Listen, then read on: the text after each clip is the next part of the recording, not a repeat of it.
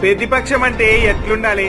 2019 నుండి 2023 మధ్య కేసీఆర్ ఎన్ని కుట్రలు చేసినా అసెంబ్లీలో ప్రజా సమస్యలపై మాట్లాడినా దమ్మున్న కాంగ్రెస్ లెక్కుండాలి. మరి ఇప్పటి ప్రతిపక్షం ఎట్లుండే? ప్రభుత్వాన్ని ఎప్పుడు కూల్చుదామా, ఎప్పుడు రేవంత్ రెడ్డిని సీట్లకెళ్లి దింపుదామా అని చూస్తుంది. ఇక దొరైతే ఎప్పుడు లేస్తాడో తెలియదు.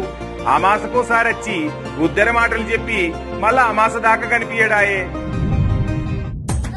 ఇప్పుడేమో అమెరికాకి జంప్ అవుతుందంట, మన తైతక్క కూడా పోతుందంట. తిండి తగ్గితే ఒళ్ళు తగ్గుతాయి, ఒళ్ళు తగ్గితే కొవ్వు తగ్గుతాయి. గుండ్రెట్టు కొబ్బరి బొండం పేసు వీడు. నేను తింటే పెరుగుతా, నీకు తినకుండానే ఒళ్ళు బలుపా. ఇది 100% నిజం. బలుపు సలుపు అంటే ఒళ్ళు పులిసేటట్టు కొడతా, జాగ్రత్త. ఏ ఆపుర్రి నీ దిక్కుమాలిన గోల. నువ్వు బట్టలు చదువుకున్నావా? ఏదో ఏడుస్తాలే. నీకు వీసా వచ్చిందా? ఓ సర్దేసుకున్నావా? నేను కూడా వచ్చేస్తా మామా. ఇక అందరు పోతే తిరిగొచ్చాక అప్పడాలు వడియాలు ఎండ పెట్టుకోవాలి. ఎందుకేంది పార్టీ సంకనాగిపోద్ది.